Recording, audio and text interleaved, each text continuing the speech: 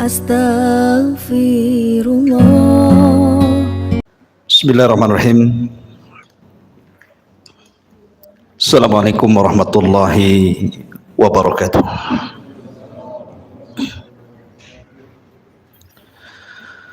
Bihamdillahi wassalatu wassalamu ala rasulillah wa ala alihi wa sahbihi wa mawalah wa la hawla wa la quwata illa billahi wa ba'du. Alhamdulillah, segala puja dan puji hanya milik Allah subhanahu wa ta'ala. Salawat dan salam kita hadiahkan kepada Rasul kita Nabi besar Muhammad sallallahu alaihi wa ala alihi wasallam. Pembahasan di malam hari ini, karena ini kajian tematik, maka kita akan membahas tentang rihlatu ilal akhirah, perjalanan manusia dari sejak lahir, kemudian wafat, kemudian menuju alam akhirat dan segala macam yang terjadi setelah kematian, sampai Allah masukkan kita ke dalam surga, atau na'udzubillah, mungkin sebagian manusia Allah masukkan ke neraka. Ini yang kita akan bahas. Memang pembahasannya panjang, jadi saya mohon minta kesabaran jamaah sekalian, karena saya akan berusaha menyingkat tetapi tidak menghilangkan yang penting-penting dari segi akidah yang wajib diimani oleh seorang mukmin. Ma'asyiral muslimin yang dimuliakan Allah subhanahu wa ta'ala, kita tahu bahwa makhluk yang pertama kali Allah subhanahu wa ta'ala ciptakan adalah Arsyur Rahman, arsy Allah subhanahu wa ta'ala. Kemudian setelah itu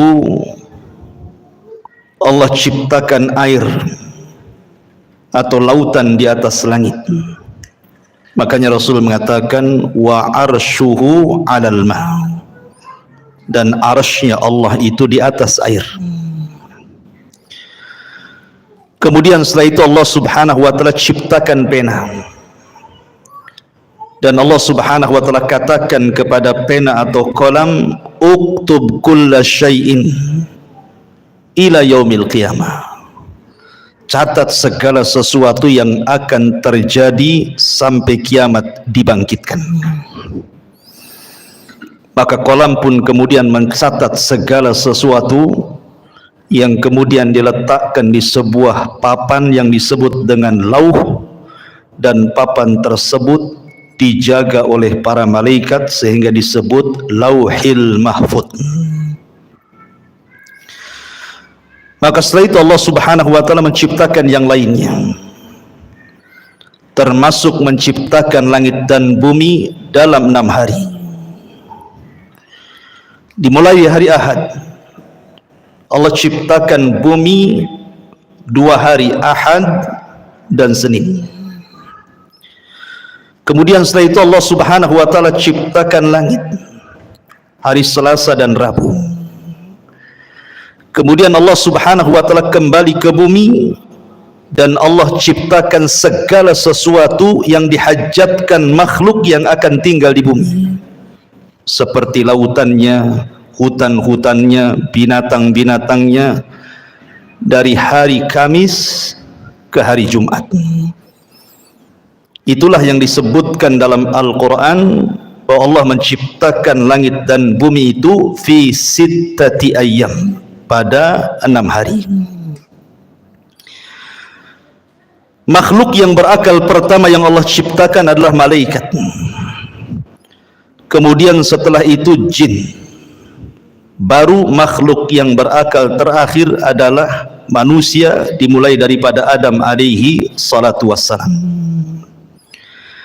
Dan tertib ini berdasarkan sabda Nabi, khuliqatil malaikatu min nur wa khuliqatil jan min marijim min nar wa khuliqa lakum wa khuliqa Adam mimma wusifa lakum. Diciptakan malaikat dari cahaya, diciptakan jin dari ujung nyala api, dan diciptakan Adam sebagaimana yang Allah sifatkan kepada kalian. Sepertilah bentuk Adam alaihi salatu wassalam. Tapi tentu penciptaan Adam akan berbeda dengan anak turunannya, karena Adam diciptakan oleh Allah subhanahu wa ta'ala secara langsung, di mana Allah subhanahu wa ta'ala perintahkan malakul maut untuk mengambil tanah-tanah dan sifat-sifat tanah yang ada di bumi, kemudian diangkat ke langit dan dibentuk. Setelah dibentuk sedemikian rupa, sehingga Allah katakan laqad khalaqnal insana fi ahsani taqwim, kami ciptakan manusia itu seindah-indahnya bentuk.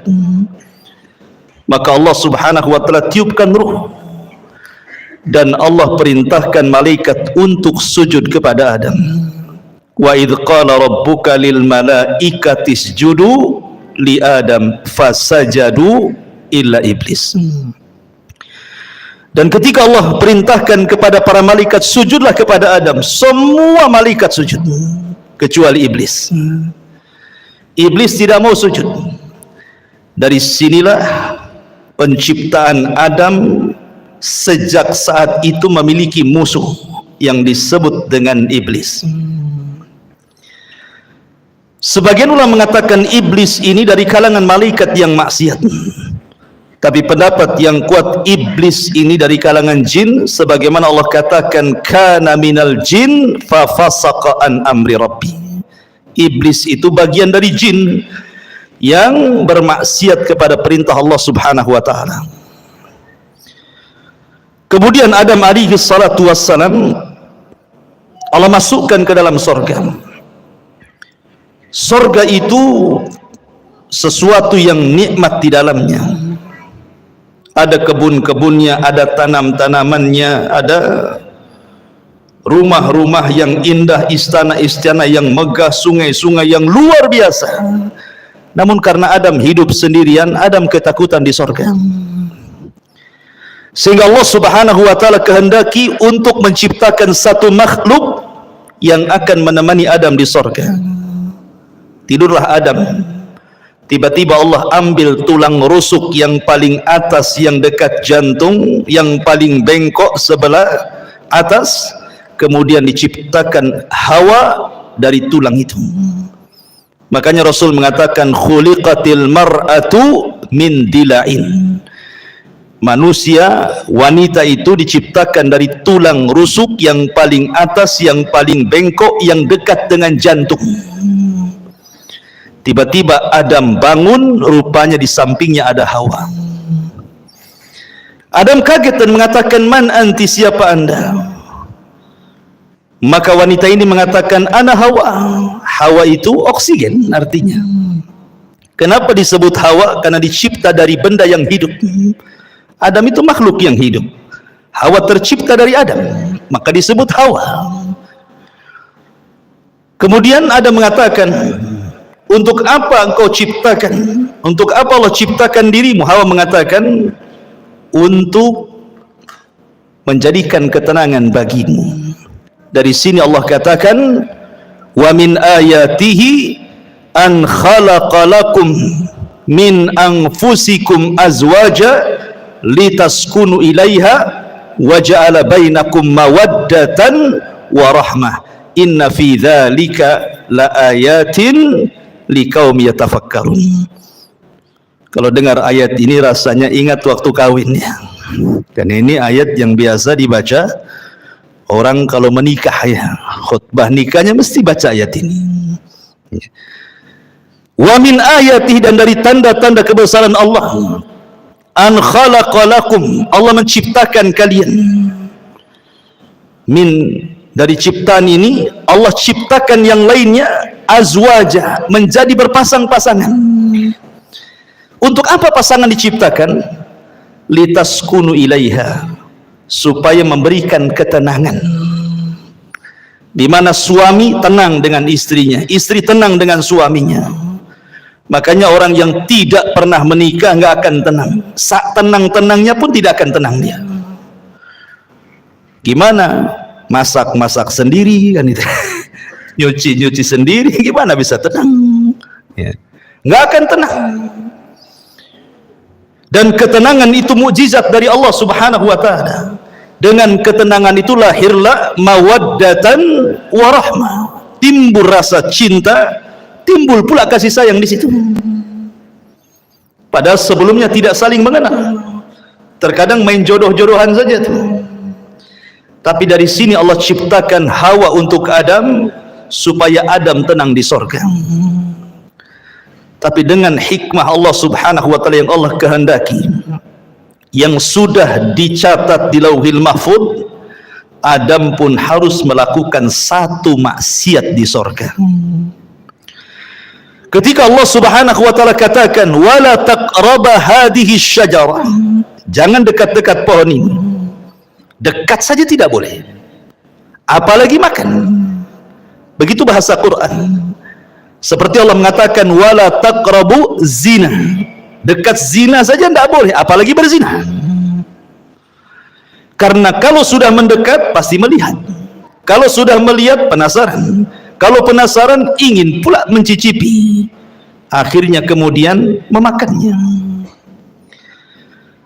Ada kisah Israiliyat. Ini kisah Israiliyatnya. Kisah Israiliyat itu tidak mengapa dikisahkan, tapi jangan didustakan, jangan dibenarkan. Makanya Rasul mengatakan hadithu an Bani Israil wala haraj. Tidak mengapa kisahkan Bani Israel kalau itu tidak bertentangan dengan syariat Islam. Adam itu tidak memakan buah sampai habis, tidak. Dia hanya nyicipi sedikit saja. Ketika kemudian sampai di tenggorokan, Adam ingat, maka keselaklah Adam. Makanya setiap laki-laki pasti ada hulkumnya di sini. Ada yang benjolan di sini kan? Ya, itu karena Adam keselak katanya. Keselak buah itu di sini, buah khuldi. Adapun Hawa habis pula dia. Wah, beda pula laki-laki dengan perempuan. Biasanya perempuan agak rakus ya. Habis dia. Dengan sebab itulah maka Allah Subhanahu wa taala uji Hawa dengan keluar darah haid. Dari situlah maka keturunannya para wanita pasti setiap bulan akan keluar darah haid. Ini kisah Israiliyat. Maka kemudian Allah Subhanahu wa taala murka. Kemudian Allah Subhanahu wa taala usir Adam, Hawa dan iblis. Dan Allah katakan kulnah bitu minha jami'ah, keluar kalian semua dari sorga.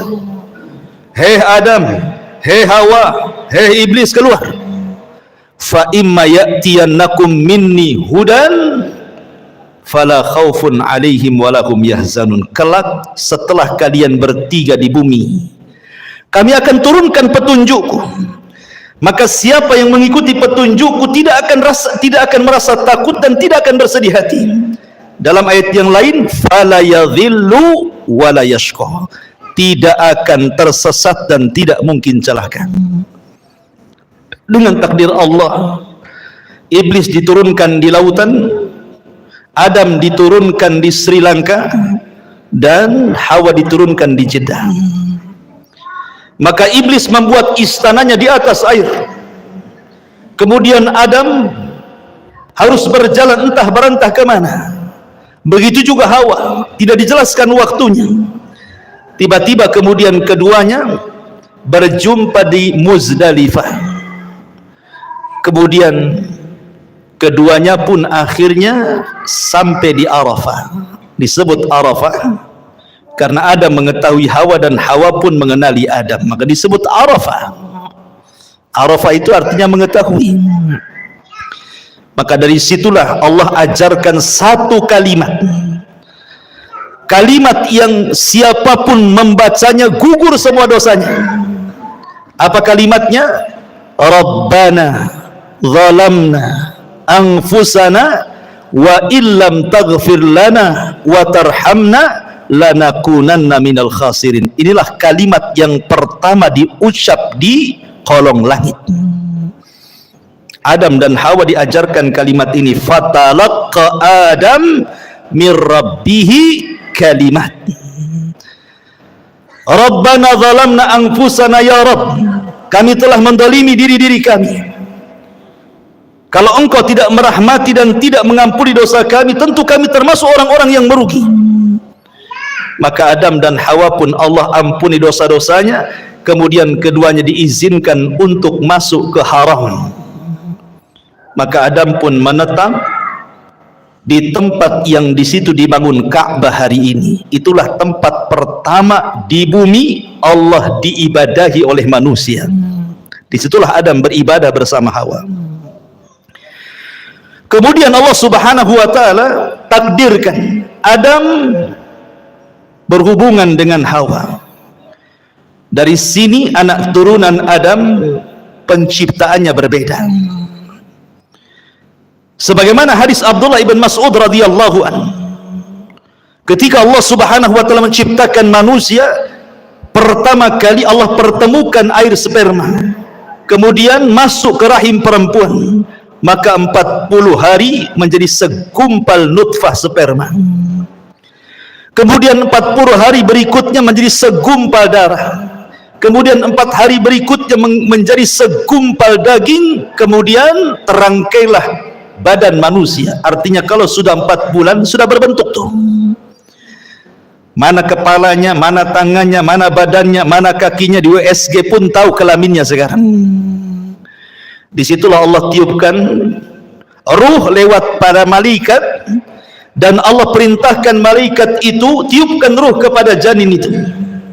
Kemudian catat rizkinya, catat amalannya, catat ajalnya, catat su'ul khotimah dan husnul khotimahnya. Maka setelah 9 bulan maka lahirlah janin tersebut menjadi manusia. Hawa melahirkan 20 kali dan setiap lahiran selalu kembar, sehingga putra Adam berjumlah 40, 20 laki-laki dan 20 perempuan. Kemudian setelah anak-anak Adam kemudian besar, kita tahu bahwa tujuan diciptakan manusia itu disebut khalifah. Karena Allah yang mengatakan, inni ja'ilun fil ardi khalifah. Apa sih khalifah itu? Khalifah itu artinya yakhlufu ba'duhu ba'dha. Artinya manusia ini makhluk yang bergenerasi. Meninggal generasi pertama, lahir generasi kedua. Meninggal generasi kedua, lahir generasi ketiga, dan begitu seterusnya. Itu disebut khalifah. Sehingga Adam harus punya keturunan, karena Adam tidak mungkin hidup selamanya. Anak-anaknya pun tidak mungkin hidup selamanya. Makanya Allah syariatkan kepada anak-anak Adam untuk menikah, tetapi dengan cara silang, di mana masing-masing kembaran tidak boleh menikah dengan kembarannya, tetapi disilangkan dengan kembaran orang lain. Maka anak terbesar Qabil dan adiknya Habil diperintah untuk menyilang. Tiba-tiba Qabil terfitnah oleh iblis. Iblis datang kepada Qabil, mewaswasi Qabil, karena selama ini iblis berusaha untuk menggoda Adam dan Hawa. Adam dan Hawa sudah kapok, tidak mungkin digoda lagi. Cukuplah godaan terjadi di sorga, sehingga iblis tidak bisa menggoda Adam dan Hawa. Akhirnya yang digoda adalah anak turunannya. Datang kepada Qabil dan mengatakan, jangan mau. Itu kembarannya si Habil itu jelek, kembaranmu cantik. Ngapain kau dapat jelek? Bagus dapat yang cantik. Dari sini kita tahu tabiat laki-laki itu suka yang cantik. Kalau perempuan ganteng itu bonus, yang penting kaya. Ya kan, cukup gitu ya kalau perempuan. Kalau laki-laki yang penting cantik walaupun kere. Akhirnya kemudian Qabil menolak. seolah-olah ini putusan bapaknya, bukan putusan Allah. Adam bukan ayah yang diktator. Dia berdoa kepada Allah untuk mencari solusi. Maka Allah subhanahu wa ta'ala perintahkan keduanya untuk berkurban. Dan Allah katakan, watslu alaihim naba abnai adama bil haq idh qarraba qurbanan fatukubbila min ahadihima walam yutaqabbal minal akhar. Ya Muhammad, bacakan kepada mereka tentang kisah dua putra Adam yang dua-duanya berkorban untuk memperebutkan pasangannya. Allah terima salah satunya dan Allah tolak yang lainnya. Yang ditolak korbannya adalah Qabil, yang diterima korbannya adalah Habil. Qabil marah dan mengatakan, la aqtulannak, saya akan bunuh kamu. Karena Habil mewarisi sifat Adam. Dia mengatakan, la imbasatta yadaka litaqtulani ma ana bibasiti yadiya ilaika liaqtulaka inni akhafullah. Kalau engkau hendak membunuhku silakan, tapi aku tidak akan membunuhmu karena aku takut kepada Allah subhanahu wa ta'ala. Betul, Qabil berhasil membunuh Habil. Inilah pembunuhan pertama yang disebabkan hasad pertama di alam semesta. Meninggal Habil. Qabil bingung bagaimana cara penyelenggaraan jenazah, karena kan belum pernah ada orang mati saat itu. Baru Habil orang yang pertama kali mati. Mau diapakan jasad ini? Akhirnya kemudian Qabil melihat ada burung gagak yang sedang berkelahi dengan temannya. Kemudian dibunuh salah satunya. Kemudian dengan tangannya dikorek-koreklah tanah itu. Kemudian dimasukkan kawan yang dibunuhnya. Kemudian dipendam lagi. Kata Qabil, duhai kiranya aku bisa mengambil pelajaran dari gagak itu. Akhirnya dia pun menguburkan abangnya Habil seperti menguburkan burung gagak yang membunuh temannya. Singkat cerita, Adam pun sedih, maka Qabil pun mengambil kembarannya kemudian berpisah dari kelompok Adam. Adam di atas perbukitan, Qabil pun membawa pasangannya ke lembah yang ada di bawah. Terjadilah dua kelompok, kelompok atas perbukit dan kelompok bawah di lembah. Maka kemudian Adam pun meninggal, Hawa pun meninggal. Maka wasiat-wasiat Adam terus akhirnya ditanamkan di anak didiknya sampai kepada Allah angkat Nabi kedua setelah Adam, namanya Syith. Syith inilah yang menjaga kabilah Adam. Sementara tidak diutus Nabi kepada kabilah Qabil. Rusaklah Qabil dan semua anak cucunya. Dari sini terjadi antara hak dan yang batil sudah ada. Tapi ingat, belum terjadi kesyirikan di zaman itu. Mereka masih menyembah Allah. Cuman rusak moralnya saja. Qabil dan turunannya moralnya rusak. Tapi Syith dan kaumnya masih mengikuti wasiat Adam. Apalagi Syith diberikan suhuf oleh Allah subhanahu wa ta'ala untuk membimbing umatnya. Singkat cerita, akhirnya Syith meninggal dunia. Kemudian diutus Idris kepada mereka, Nabi setelah Syith. Maka Idris terus berusaha untuk mendakwahi kaumnya dan kaum anak turunan Qabil. Sampai akhirnya era Nuh alaihi salatu wassalam. Kemudian terjadi bandang banjir yang luar biasa, adab sebagai kaum Nuh. Akhirnya tidak ada yang hidup kecuali perahu Nabi Nuh. Lah Nuh itu punya 3 putra, namanya Syam, Ham dan Yafis.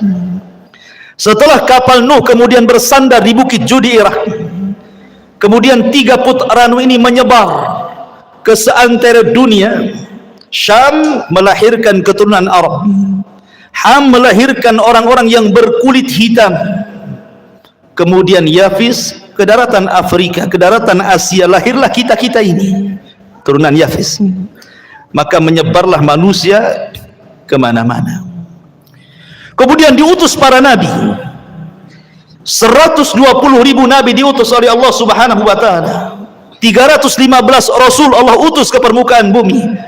Walaupun Al-Quran hanya mencatat 25 nabi dan rasul, 18 nama diantaranya tercantum dalam satu surat, suratul An'am, dan lebihnya tersebar di beberapa ayat, di beberapa surat dalam Al-Quran, sehingga genap menjadi 25 Nabi dan Rasul. Itu yang kita kenal. Yang tidak kita kenal banyak, ribuan Nabi-Nabi yang diutus kepada Bani Israel, sampai ditutup dengan kerasulan Nabi kita Nabi Muhammad sallallahu alaihi wa ala alihi wasallam. Ma'asyiral muslimin yang dimuliakan Allah Subhanahu wa taala, ketika kemudian Nabi sallallahu alaihi wasallam diutus, artinya sudah tidak ada nabi lagi, tidak ada rasul lagi, karena dialah penutup para nabi dan rasul. Di sini kita baru pahami ayat Al-Quran yang pertama kali saya baca tadi, fa imma ya'tiyannakum minni hudan fala khaufun alaihim walahum yahzanun. Siapapun yang mengikuti petunjukku, kata Allah, dia tidak mungkin takut dan tidak mungkin bersedih. Apa makna petunjuk di sini? Makna petunjuk di sini, Allah akan turunkan para nabi, Allah akan turunkan kitab-kitab langit. Kitab langit itu jumlahnya 104. Yang 4 ma'ruf di sana ada Taurat, ada Zabur, ada Injil, ada Quran, dan yang 100 tidak ma'ruf. Allah hanya menyebut dengan kalimat suhuf, sehingga Allah mengatakan di dalam suratul A'la, inna hadza la fi suhufil ula suhufi Ibrahim wa Musa. Maka siapapun yang mengikuti petunjuk tidak mungkin tersesat, tidak mungkin celaka di zamannya. Ketika Allah turunkan kitab Taurat, kemudian diberikan kepada Musa, itulah petunjuk Allah. Maka di zaman itu siapa yang mengikuti Musa dan Taurat tidak mungkin sesat, tidak mungkin celaka. Kemudian datang era Zabur dan Daud, maka siapapun yang mengikuti Zabur dan juga Daud di zamannya, maka mereka tidak mungkin sesat dan celaka. Kemudian datang era Injil dan Isa, maka siapapun yang mengikuti Injil dan Isa di zamannya tidak mungkin sesat dan celaka. Kemudian yang terakhir Allah turunkan Al-Quran, dan Allah utus Nabi kita Muhammad sallallahu alaihi wasallam. Maka siapapun yang mengikuti Nabi sallallahu alaihi wasallam dan Al-Quran, fala yadhillu wala yasqa, tidak mungkin sesat dan celaka. Tetapi setiap para nabi diutus kepada kaumnya, hanya nabi kita diutus kepada seluruh manusia, jinnya dan manusianya. Wa ma khalaqtul jinna wal insa illa liya'budun. Ma'asyiral muslimin yang dimuliakan Allah Subhanahu wa taala, kondisi manusia, Allah Subhanahu wa taala berfirman dalam Al-Qur'an, inna sa'yakum lasyatta, inna sa'yakum lasyatta, fa amma man a'ta wattaqa wa saddaqa bil husna fasanuyassiruhu lil yusra, wa amma man bakhila wastagna wa kadzdzaba bil husna fasanuyassiruhu lil usra. Kehidupan manusia akan berbeda-beda karena Allah mengatakan inna sa'yakum lasyatta, usaha kalian itu berbeda-beda. Ada yang dalam hidupnya manusia ini betul-betul di atas ketaatan, tidak pernah maksiat kepada Allah, dia melaksanakan perintah Allah dan menjauhi larangan, dia berusaha untuk menghalalkan yang Allah halalkan dan menjauhi yang diharamkan Allah. Maka orang-orang yang seperti ini hidup sesuai dengan asal penciptaan manusia, wa ma khalaqtul jinna wal insa illa liya'budun. Tetapi ada manusia itu yang cenderung kufur, mereka tidak melaksanakan perintah, cenderung melanggar larangan, menghalalkan yang diharamkan, mengharamkan yang dihalalkan. Maka mereka orang-orang yang celaka. Begitulah manusia, ada yang mukmin, ada yang kafir, ada yang fasik, ada yang taat, ada yang musyrik, ada yang bertauhid, ada yang beribadah, ada yang bermaksiat. Begitulah macam-macam manusia. Allah katakan, ya ayyuhal insan innaka kadihun ila rabbika kadhan famulaki. Wahai manusia, engkau akan bekerja dengan lelah dan letih. Untuk apa? Ila rabbik, menuju Tuhanmu, kadhan, dengan keletihan, famulaki, dan engkau akan berjumpa dengan Allah Subhanahu wa taala. Artinya bahwa manusia dengan berbagai macam daerahnya, negaranya, bentuknya, wataknya, tujuannya satu. Kita ini sedang berjalan menuju Allah Subhanahu wa ta'ala. Mau tidak mau kita akan berjumpa dengan Allah. Tapi ada yang berjumpa dengan Allah, Allah senang dengan kita. Ada orang yang berjumpa dengan Allah, Allah benci dengan kita. Man ahabba liqa Allah, ahabballahu liqa'ah. Wa man kariha liqa Allah, karihallahu liqa'ah. Siapa yang cinta berjumpa dengan Allah, Allah suka berjumpa dengan kita. Siapa yang benci berjumpa dengan Allah, Allah pun benci dengan kita. Begitulah hidup manusia. Wa hadainahu najdain, kami pilih dua jalan. Ini jalan ke sorga, sudah dijelaskan jalannya. Ini jalan ke neraka, sudah dijelaskan jalannya. Tidak ada satupun jalan, baik ke sorga atau ke neraka, semua sudah dijelaskan. Tidak ada. Wa mayatiru ta'irun fil hawa. Tidak ada satupun burung yang mengepakkan sayapnya di langit, kata Rasul, kecuali sudah dijelaskan ilmunya. Artinya, apapun yang mendekatkan diri ke sorga sudah dijelaskan. Apapun yang bisa menjauhkan dari neraka sudah dijelaskan. Sehingga tidak ada alasan Anda tidak bisa berhujah lagi di hadapan Allah Subhanahu wa ta'ala. Karena semua sudah diberikan fasilitasnya. Allah Subhanahu wa ta'ala hanya minta kepada kita bersyukur. Ingat 5 kaidah: al-ijad, al-i'dad, al-imdad, kemudian al-irsyad, al-is'ad. Pertama, ijad. Allah menciptakan langit dan bumi. Untuk siapa? Untuk kita. Ya. Allah ciptakan langit dan bumi itu untuk kita loh. Lihat matahari di langit, untuk siapa? Untuk kita. Kalau nggak ada matahari, ibu-ibu nggak bisa jemur pakaian. Kan itu ya. Mungkin kalau nggak ada matahari, PLN sibuk tuh, karena harus menerangi bumi 24 jam. Mungkin antum tiap bulan mungkin gerutu-gerutu, mahal kali listrik ini. Padahal sekarang listrik cuma setengah hari saja kan, malam saja. Itu saja kalau naik udah demo tuh. Gimana kalau nggak ada matahari? Iya kan? Bulan untuk siapa? Untuk kita. Ya. Kita bisa mengambil keindahan bulan, bintang-bintang, macam-macam. Apalagi bumi, itu disebut ijad. Allah siapkan tuh langit dan bumi untuk manusia. Kemudian yang kedua, al-i'dad. Setelah Allah ciptakan, Allah persiapkan fasilitasnya. Allah ciptakan lautan dengan berbagai macam jenis ikan-ikannya. Entah berapa jumlah ikan kita tidak tahu, dengan berbagai macam warnanya. Siapa yang ngecat ikan satu-satu? Sudah terwarnai semuanya kan? Nggak ada orang yang sanggup ngecat ikan satu lautan itu. Ada yang merah, ada yang hijau, ada yang macam-macam kan warna itu. Kalau bukan karena Allah. Allah ciptakan hutan dan berbagai macam tumbuh-tumbuhan dan buah-buahannya. Allah ciptakan kebun sawah dan Allah ciptakan berbagai macam biji-bijiannya. Allah ciptakan semuanya. Allah persiapkan fasilitasnya. Kemudian yang ketiga, al-imdad. Allah perbanyak. Satu pohon mangga, buahnya mungkin ada 100-200 mangga. Dari 300 atau 400 mangga yang di satu pohon itu kan semua ada bijinya tuh. Kalau seandainya dari 100 buah mangga di satu pokok mangga ini, bijinya ditanam semuanya, dari satu tumbuh 200. Ya kan? Bahkan ada satu buah itu bijinya ratusan tuh. Seperti buah apa tuh? Yang ratusan itu. Delima kan, coba. Satu pohon delima nih, buahnya kan banyak. Ini satu buah saja kalau tertanam semua bijinya, tumbuh macam-macam delima. Itu artinya Allah tidak putus pohon sampai di situ. Ada generasi pohon yang jauh lebih banyak lagi dari turunannya. Itu namanya al-imdad. Allah tidak akan putus nikmatnya.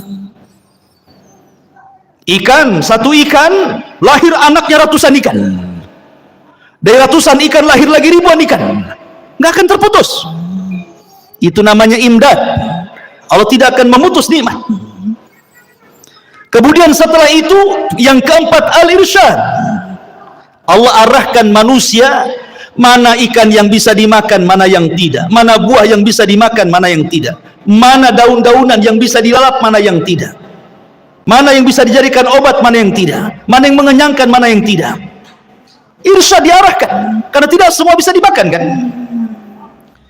Baru yang terakhir al-is'ad, manusia dapat mengambil faedahnya dengan makan ini jadi kenyang, makan itu jadi kenyang, minum ini jadi sehat, minum itu jadi hilang penyakit. Bahagia manusia. Allah itu sudah memberikan nikmat segalanya. Makanya Allah mengatakan fabi ayyi ala'i rabbikuma tukadziban. Nah, nikmat mana lagi yang akan kau dustakan? Nikmat mana lagi? Enggak ada ceritanya orang kelaparan kalau dia mau usaha. Orang tinggal datang ke sungai mancing dapat ikan dia. Sungai itu kan bukan milik orang. Lautan bukan milik orang. Bawa perahu nelayan tuh memanggil, ada tiketnya masuk lautan? Nggak bisa, nggak ada. Mungkin di tengah lautan ada malaikat, kau bayar dulu baru kau. Nggak ada, ya kan? Anda tanam biji di sawah tuh, tinggal nunggu saja. Allah yang menghidupkan, bukan antum suruh niup-niup dia tumbuh. Kan itu ya. Tumbuh sendiri, kita tawakal saja tuh. Padi tumbuh, jagung tumbuh, semua tumbuh kan itu. Siapa yang menumbuhkan? Allah. Allah hanya minta satu. La in syakartum la azidannakum. Kalau kalian bersyukur, ku tambah. Dengan apa cara bersyukurnya? Kita disuruh untuk beribadah, itu saja. Disuruh untuk beribadah, itulah syukurnya. Makanya Allah mengatakan falyabudu rabb hadzal bait alladzi at'amahum min ju'in wa amanahum min khauf. Allah sudah berikan rasa kenyang dari rasa lapar.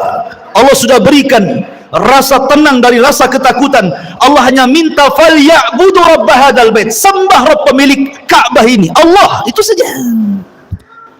Tetapi ada manusia yang syukur, ada juga yang ingkar. Itulah manusia.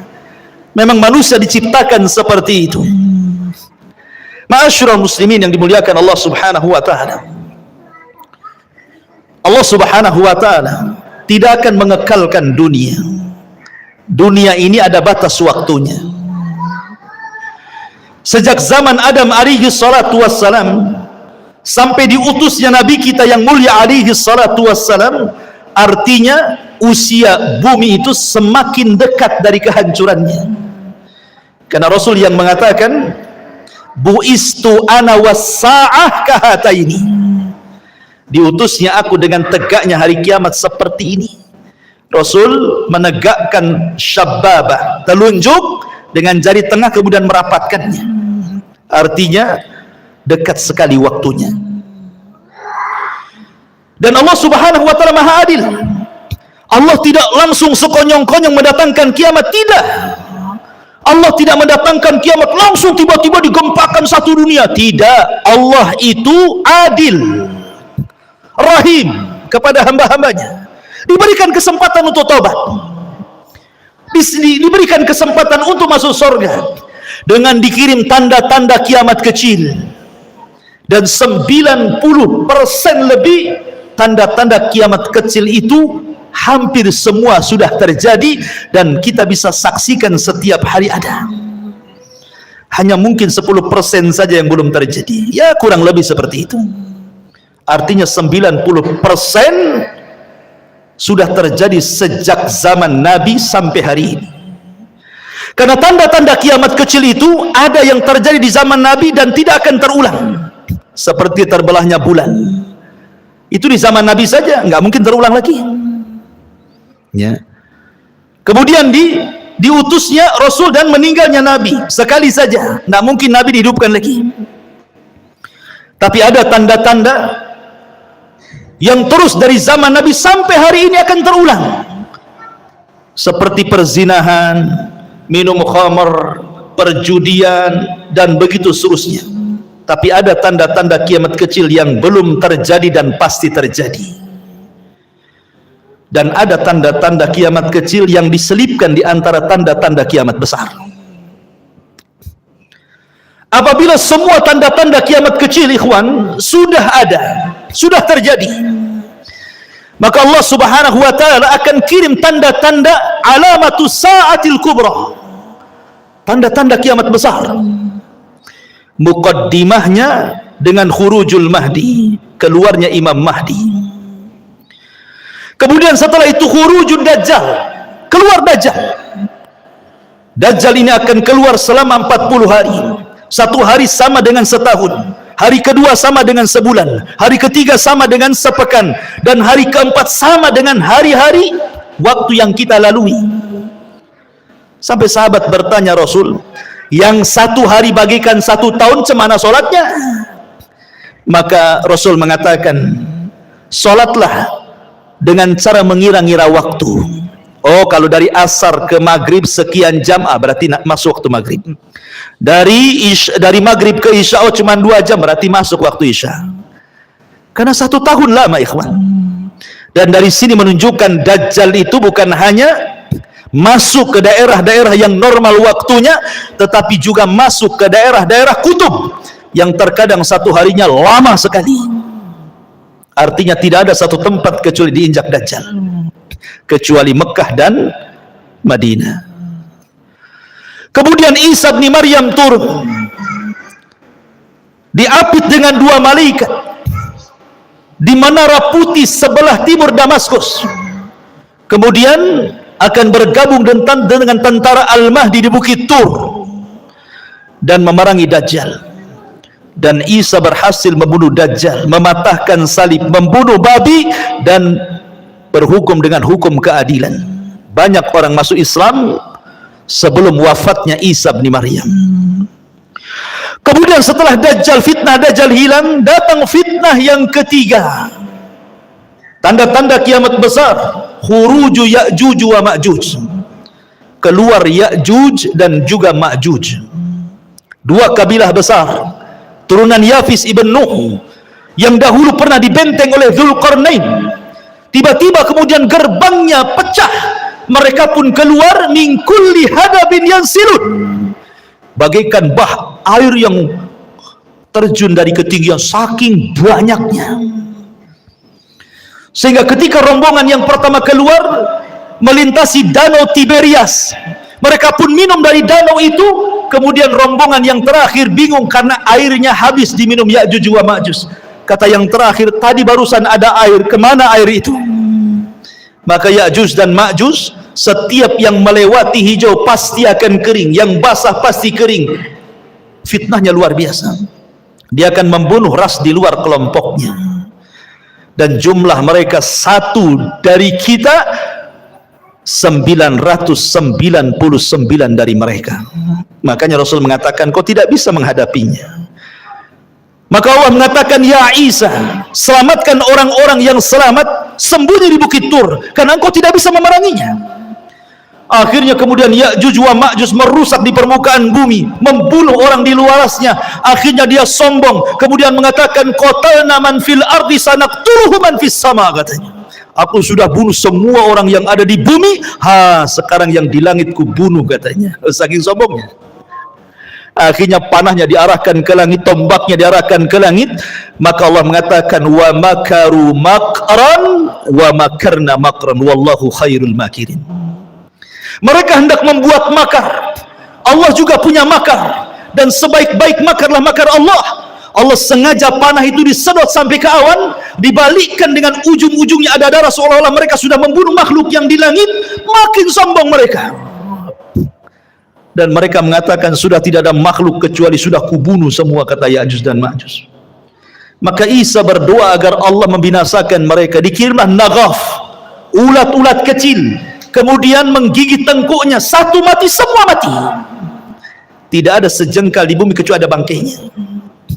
Bagaimana cara membersihkannya? Isa berdoa agar Allah membersihkan bangkai Ya'juj dan Ma'juj. Dikirimnya burung-burung sebesar unta, mengambil bangkai itu, entah dibuang, entah berantah ke laut mana. Akhirnya bumi bersih, kemudian Allah hujani sehingga bumi semakin bersih, dan Allah berikan keberkahan bumi sebagaimana awal penciptaan bumi, sampai buah delima. Saking besarnya, orang bisa masuk 10 bahkan 20 orang ke cangkangnya. Segede apa tuh delimanya? Berarti kalau makan durian, gede kali durian tuh. Ya kan? Satu buah durian 20 orang udah kenyang. Ke kulitnya aja masuk orang tuh. Allah berkahi itu. Kemudian Isa pun diwafatkan. Maka berlalulah 3 tanda kiamat besar. Khurujud Dajjal, nuzulu Isa, khuruju Ya'juj wa Ma'juj. Kemudian datang tanda-tanda alamat besar. Apa itu? Keluar dukhan, asap yang tebal dari langit, yang tidak jadi pada Ramadan kemarin. Ini dukhan ini alamat tanda kiamat besar. Dan itu tanda-tanda langit, bukan tanda-tanda bumi. Dukhan itu datang dari langit, bukan karena orang bakar hutan kemudian asapnya naik ke langit jadi dukhan. Memang sudah ada asap di langit tebal hitam.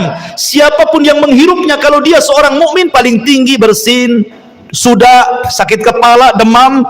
Tetapi kalau yang menghirupnya orang kafir, munafik, pelaku dosa besar, maka mereka akan merasakan kesakitan yang luar biasa, mengeluarkan darah dari telinga, hidung dan matanya, saking sakitnya. Akhirnya mereka berdoa, Allahumma kshif annal adzab, ya Allah tolong hilangkan azab ini, kami akan bertobat. Akhirnya Allah pun hilangkan. Bertobat? Tidak juga bertobat. Ketika mereka tidak mau juga kunjung bertobat, yang beriman tetap dengan keimanannya, yang kafir tetap dengan kekafirannya, yang fasik tetap dengan kefasikannya, apa yang terjadi? Allah subhanahu wa ta'ala takdirkan tiba-tiba matahari terbit dari arah barat. Ketika manusia tertidur pulas di malam hari, kemudian terbangun di pagi hari. Biasa orang-orang yang beriman, mereka bangun subuh, kemudian mereka ke masjid, kemudian mereka sholat subuh. Coba tenangkan anak-anaknya di belakang itu. Ya. Ketika kemudian orang-orang yang beriman bangun di waktu subuh, biasa mereka bangun kemudian sholat subuh. Tetapi orang-orang kafir, fasik, munafik masih terlelap tidur. Sampai waktu sudah pagi, harusnya matahari terbit, matahari tak kunjung terbit. Ditunggu sampai waktu zuhur, tidak terbit juga. Ditunggu sampai waktu asar, tidak terbit juga. Harusnya ketika matahari terbenam, tiba-tiba muncul. Harusnya matahari itu terbenam, tiba-tiba muncul. Inilah yang disebut dengan keluarnya matahari dari arah barat itu. Dan itu terjadi 3 hari berturut-turut. Semua manusia menangis, semua manusia menyesal. Orang-orang yang menyembah berhala, dibuang berhalanya. Apa manfaat membuang berhala? Ustadz sudah resign, tidak jadi ustadz lagi, karena percuma berdakwah. Tobat sudah ditutup, karena pintu tobat itu akan diterima di 2 waktu. Pertama, nyawa belum sampai di tenggorokan. Yang kedua, matahari sudah belum terbit dari arah barat. Kalau sudah nyawa di tenggorokan, matahari terbit dari arah barat, maka Allah mengatakan, la yanfa'u imanukum, tidak akan bermanfaat iman kalian. Tidak akan bermanfaat iman kalian. Lalu apa gunanya bertobat? Maka kemudian setelah 3 hari, Allah munculkan dabatun minal ar, binatang yang muncul dari perut bumi bisa bicara. Dalam hadis yang lemah, ada yang mengatakan kisah Israiliyat, tangan kanannya memegang stempel Nabi Sulaiman dan tangan kirinya membawa tongkat Nabi Musa. Setiap berjumpa dengan orang mukmin distempel dahinya, bercahaya mukanya. Setiap berjumpa dengan orang kafir dipukul dengan tangan kiri dengan tongkat Musa, gosong semua wajahnya. Dari situ hilang nama, yang ada hanya kalimat mukmin dan kafir. Dan tidak tersinggung kalau ada orang dikatakan mau kemana min, mau ke pasar fir, nggak tersinggung. Kalau sekarang tersinggung, orang kafir kita kafirkan saja, orang Islam tersinggung. Jangan dibilang kafir, bilang non muslim katanya. Kan itu ya. Nanti di akhir zaman loh, orang mukmin mengkafir-kafirkan orang kafir, nggak tersinggung. Kenapa pula orang sekarang tersinggung? Gitu kan aneh gitu ya. Kafir itu ada bahasanya dalam Quran, lam yakunil ladzina kafaru. Siapa kafaru? Min ahlil kitab, orang Yahudi dan Nasrani.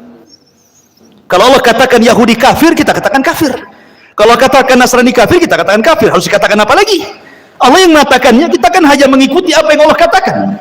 Kecuali kalau Allah tidak kafirkan, Anda kafirkan, nah itu jangan. Kok Anda ini masuk ke khawarij namanya, mengkafir-kafirkan yang bukan orang kafir, akhirnya sampai mengebom sana sini jadinya. Itu manhaj takfir, tidak boleh. Ya. Maka setelah kemudian tidak ada satupun manusia kecuali stempel oleh dabatul ar ini, binatang yang melata yang bisa bicara ini. Binatang ini tidak membunuh, dia hanya menstempel-stempel saja. Kemudian binatang ini pergi entah berantah, hilang, karena ini tanda-tanda kiamat. Setelah itu kemudian muncul tanda-tanda yang keberapa? Yang ke-7. Pertama, Dajjal. Kedua, turunnya Isa. Ketiga, munculnya Ya'juj dan Ma'juj. Keempat, asap tebal dari langit Tuhan. Kelima, terbit matahari dari arah barat.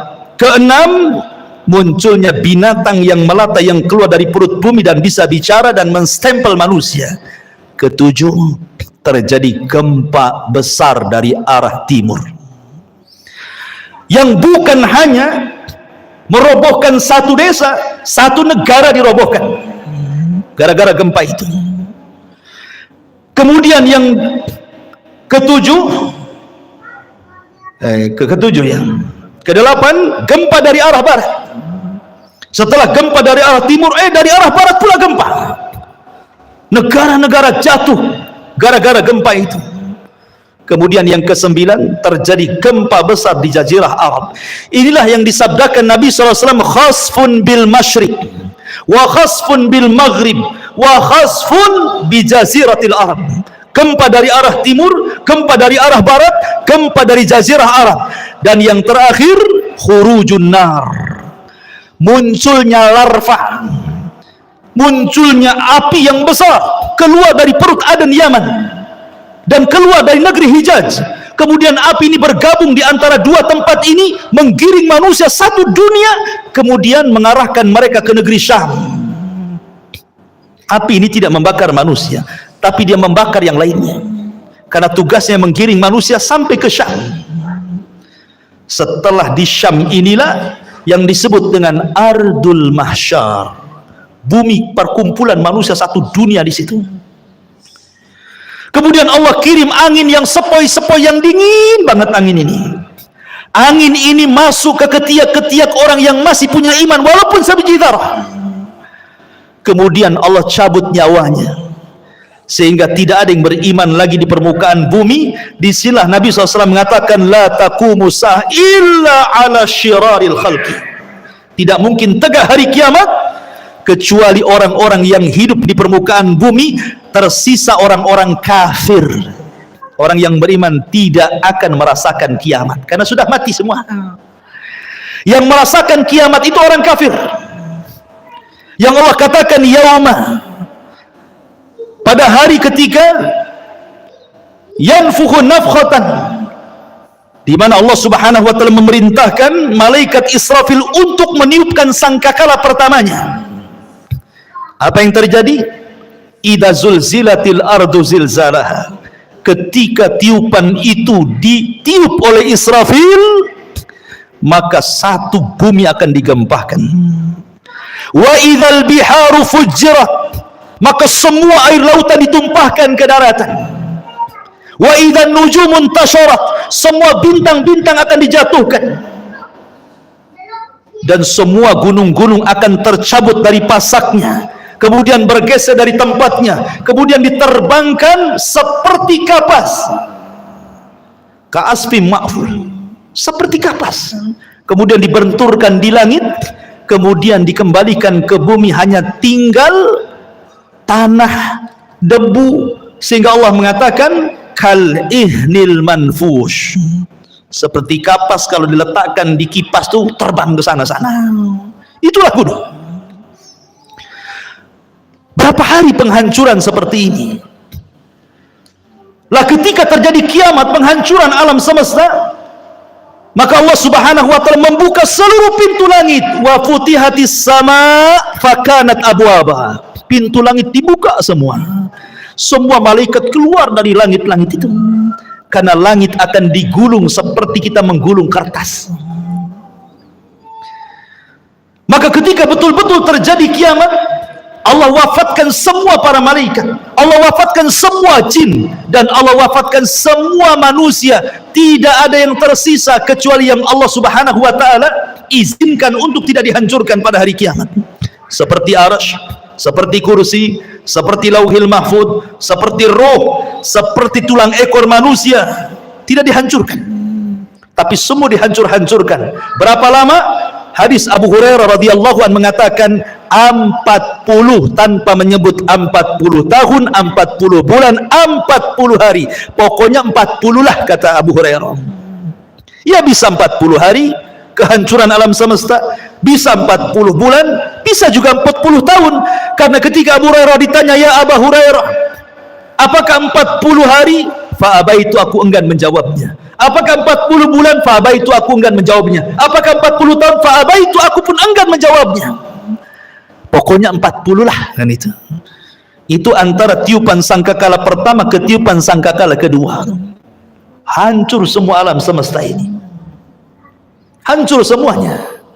Inilah yang disebut dengan kiamatul kubra, kiamat besar. Ada kiamat kecil, ada kiamat besar. Kiamat kecil apa? Idza mata ahadukum qamat qiyamatuhu.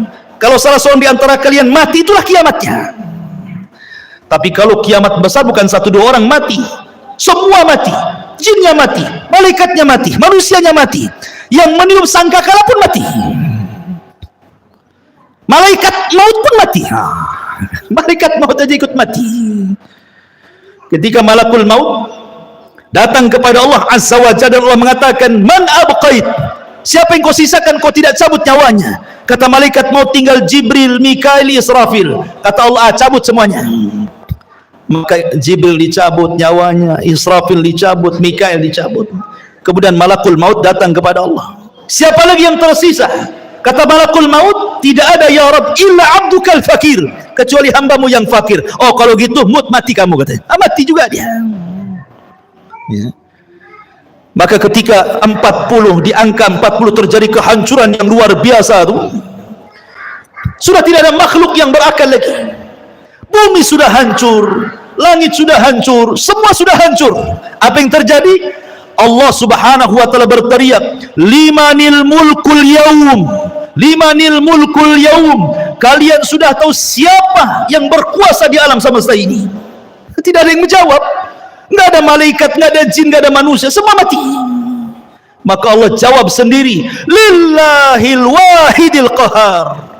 Alam semesta ini pemiliknya hanya zat yang maha satu, yang maha perkasa, Allahu Azza wa Jal. Itulah yang difirmankan dalam surah Al-Fatihah, Maliki Yaumiddin. Itu makna Maliki Yaumiddin itu, raja pada hari pembalasan. Maka setelah kemudian Allah Subhanahu wa taala atur kembali alam semesta untuk menjadi alam akhirat. Maka bumi yang kita pijak hari ini, Allah katakan yauma tubaddalul ardu ghairal ardh. Pada hari di mana bumi Allah hancurkan, kemudian Allah ganti dengan bumi yang baru. Kata para ulama, bukan bumi ini hilang datang bumi baru, tidak. Bumi yang kita pijak ini pula bumi padang mahsyar. Cuman bentuknya dirubah. Yang tadinya bulat kemudian dibentangkan. Yang tadinya kifata dilipat kemudian dibentangkan. Sehingga bumi yang sekarang kita lihat ada bukit, ada gunung, ada lembah, ada tinggi, ada yang merendah. Nanti ketika Allah hancurkan, Allah ganti dengan bumi yang baru, maka Allah hamparkan sehingga tidak ada yang meninggi, tidak ada yang merendah, tidak ada bukit, tidak ada lembah, semua rata, nggak ada bangunan, nggak ada rumah, nggak ada hutan, nggak ada gunung, nggak ada bukit, rata semuanya. Kenapa Allah ratakan wa idal ardu muddat, dan apabila bumi diratakan, supaya makhluk sejak Adam meninggal sampai yang terakhir mati muat di bumi itu. Sekarang bumi itu dalam bentuk bulat kan, lonjong atau bulat. Di bumi ini ada lautnya, di bumi ada hutannya, di bumi ada bukit, ada gunung. Tidak semua tempat dihuni manusia. Kalau seandainya bumi tidak dirubah, kemudian seluruh manusia dibangkitkan sejak Adam sampai yang terakhir mati, tidak akan muat bumi ini. Makanya kemudian dihancurkan gunungnya, diratakan, ditimbun lautnya, diratakan, tidak ada lembah, semua rata, sehingga kalau dibangkitkan semua akan muat di itu. Itulah padang mahsyar. Allah katakan, wa akhrajatil ardu athqalaha. Allah subhanahu wa ta'ala bangunkan malaikat Israfil untuk meniupkan sangkakalanya yang kedua. Ketika Israfil kemudian bangkit, kemudian meniupkan sangkakala keduanya, maka terjadilah yaumul ba'thi wan nusyur, hari di mana manusia dibangkitkan kemudian dikumpulkan. Maka ketika itu Allah katakan, wa akhrajatil ardu athqalaha, kami keluarkan beban-beban bumi. Maksudnya manusia, bangkai-bangkai manusia itu semua terangkai kembali dari mana? Dari tulang ekor. Karena tulang ekor manusia tidak dihancurkan pada hari kiamat. Ketika Allah memerintahkan Israfil untuk meniup sangkakala yang kedua, dari tulang ekor setiap manusia itulah tercipta manusia kembali. Padahal sudah hancur dengan kiamat kan, tapi tulang ekor tidak hancur, karena dari situ Allah kembali ciptakan kita.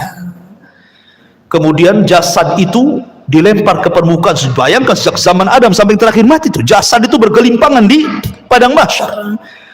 Maka Allah subhanahu wa ta'ala katakan, wa idzan nufus zuwijat, apabila ruh dilesatkan dari illiyin kalau ruhnya orang yang beriman, kemudian dilesatkan dari sijin kalau ruhnya orang kafir, kemudian masuk ke jasad-jasad mereka tanpa tertukar jasadnya.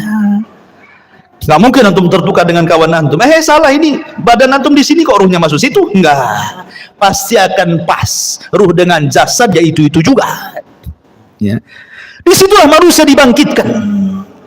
Ketika manusia dibangkitkan, orang-orang kafir ini digambarkan dalam surah Yasin, ya wailana man ba'atsana mim marqadina, katanya, duhai celaka kami, siapa yang membangunkan kami dari tidur-tidur kami ini?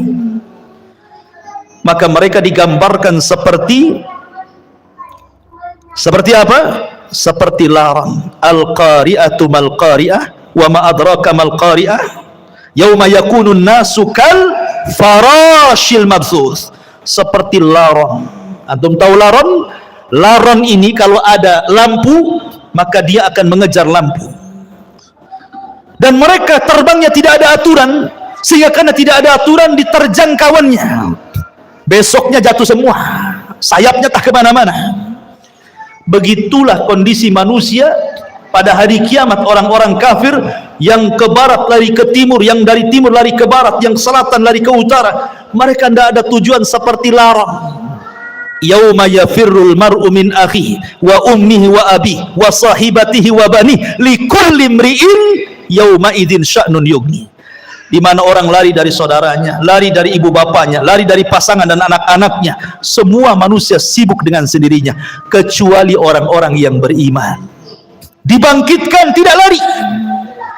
Di sampingnya sudah ada pasangan istri, suaminya, anak, ibu, kakek, semua.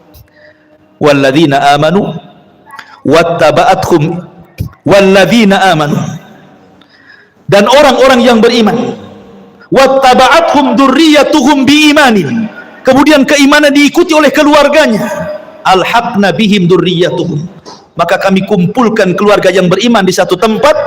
Ketika orang-orang yang beriman ini melihat orang-orang kafir lari ke sana kemari, maka mereka hanya mengatakan, hadza ma wa'adar rahman wa sadaqal mursalun, inilah janji dari Allah Ar-Rahman dan benarlah ucapan para nabi. Ma'asyiral muslimin yang dimuliakan Allah subhanahu wa ta'ala, ketika itulah baru ada penyeru di tengah-tengah padang mahsyar.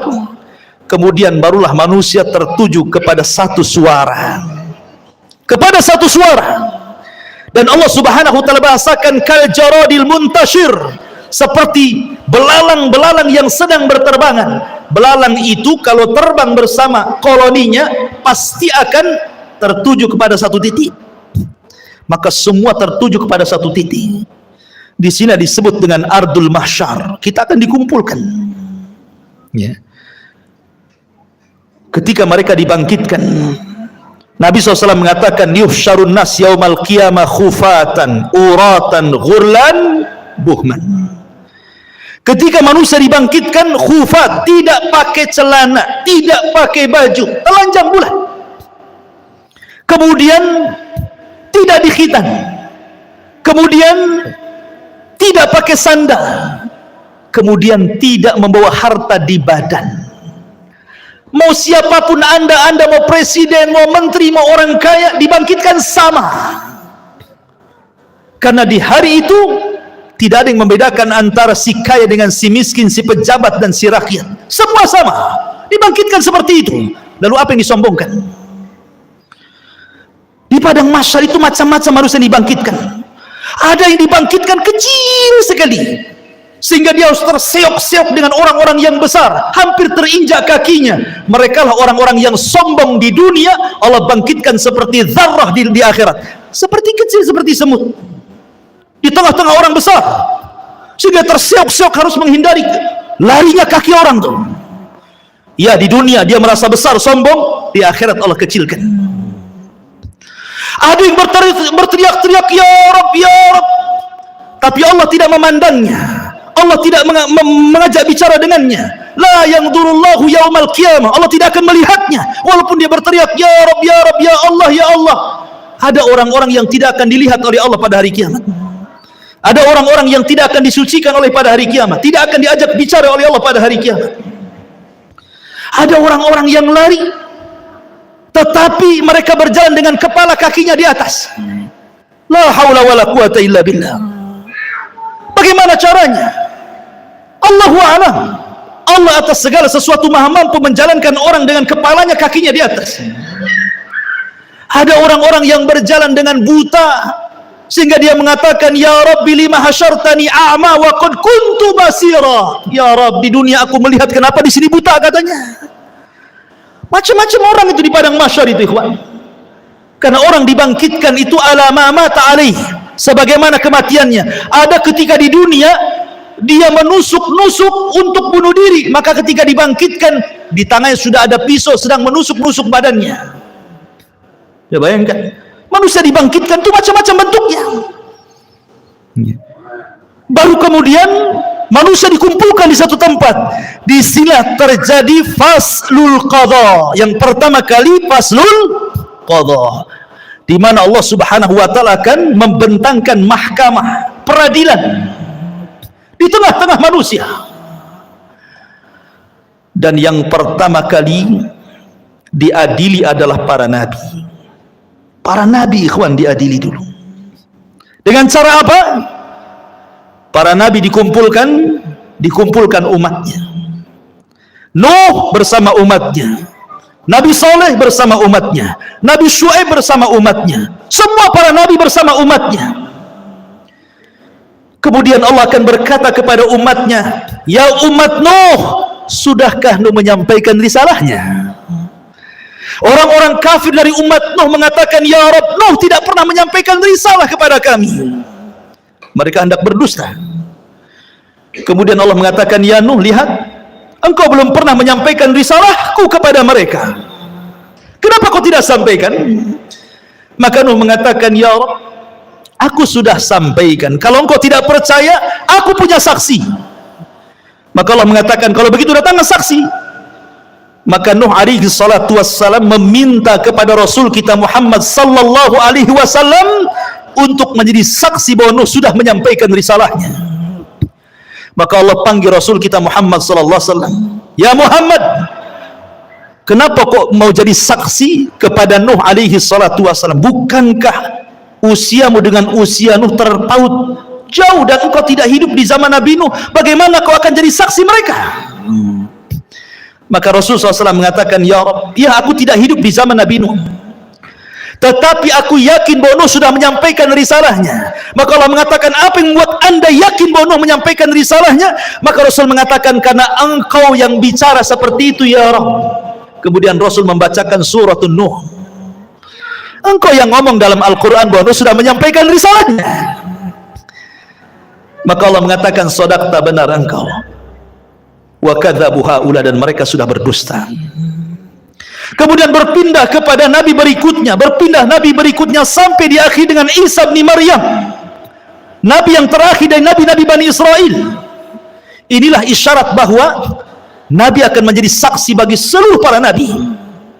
Ketika nabi hendak rindu ingin mendengar Al-Quran, yang dipanggil siapa?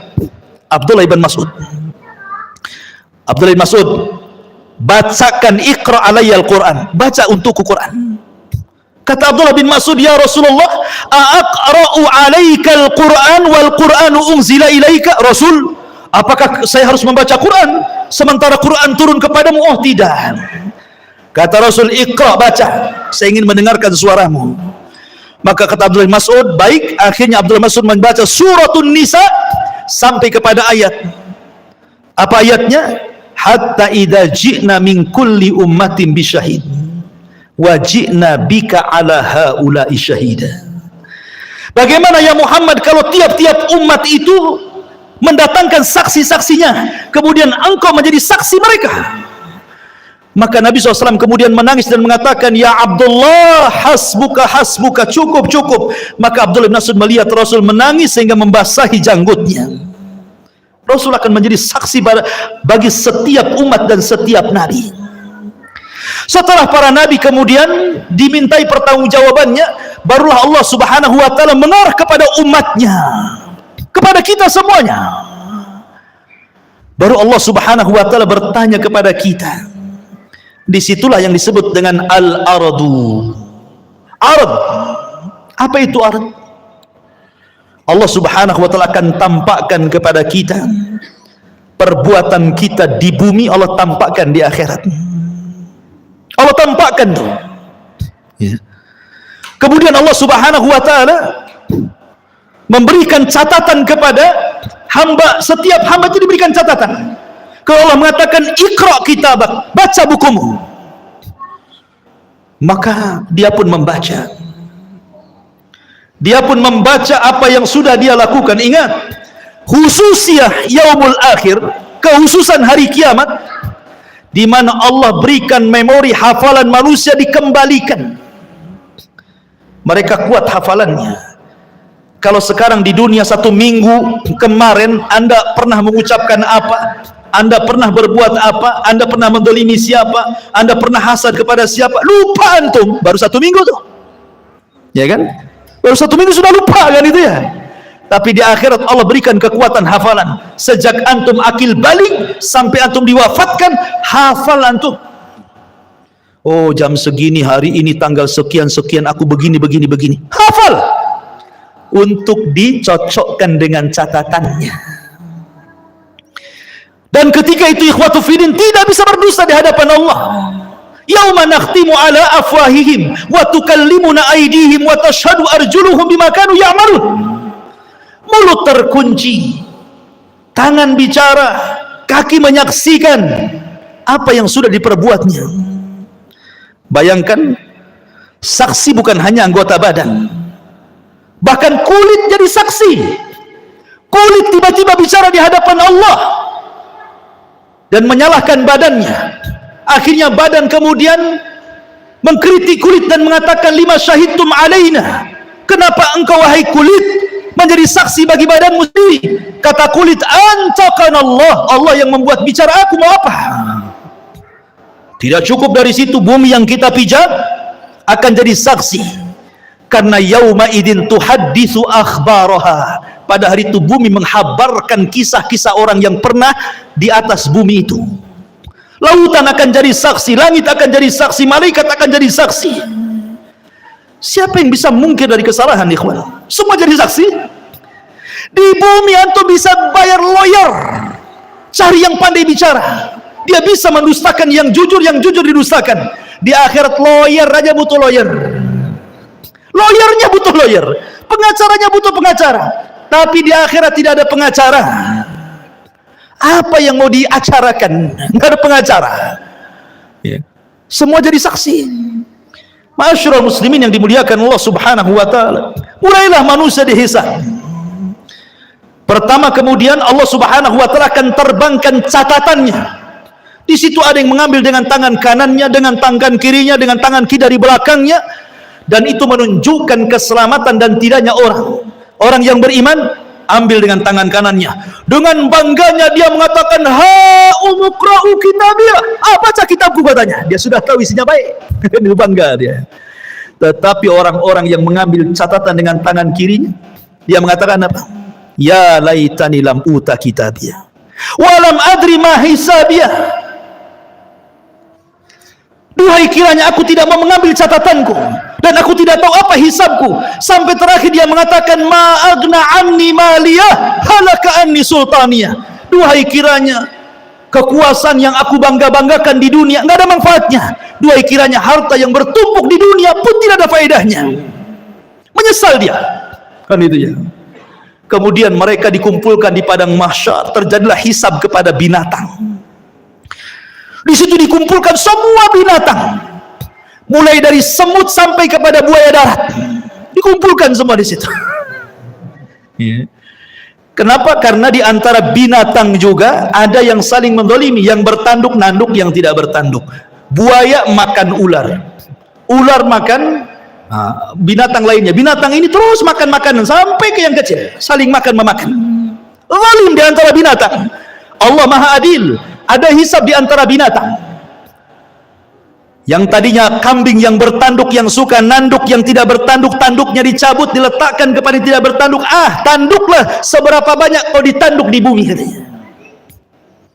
Terjadi hisab. Tapi mereka tidak diadab. Mereka hanya dihisab saja. Setelah binatang-binatang dihisab, Allah mengatakan, kunu turaba, jadilah kalian tanah. Orang-orang kafir melihat ketika binatang-binatang habis dihisab jadi tanah, maka mereka mengatakan, ya laitani kuntu turaba. Duhai kiranya aku jadi tanah juga lah, katanya. Tapi tidak mungkin jadi tanah. Tetap mereka dihisab dan diadab.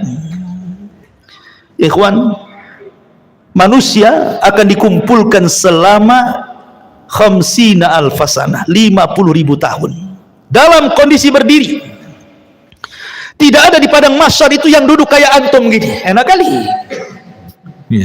Apalagi sambil baring bawa tikar, nggak ada tikar. Posisi mereka berdiri karena Allah mengatakan yauma yaqumun nasu lirabbil alamin. Pada hari itu manusia berdiri menghadap Rabbnya. Kenapa tidak ada yang duduk, tidak ada yang berbaring? Karena kalau duduk maka dia akan tenggelam dengan keringatnya. Berbaring apalagi? Bagaimana tidak, matahari diletakkan di atas kepala 1 mil. Ada orang yang bercucuran dengan keringat sehingga tenggelamlah dia dengan keringatnya. Ada yang keringatnya sedada, ada yang keringatnya sepusar, ada yang keringatnya selutut, sesuai dengan amalannya. Sesuai dengan amalannya. Dan hari itu hari yang haus sekali.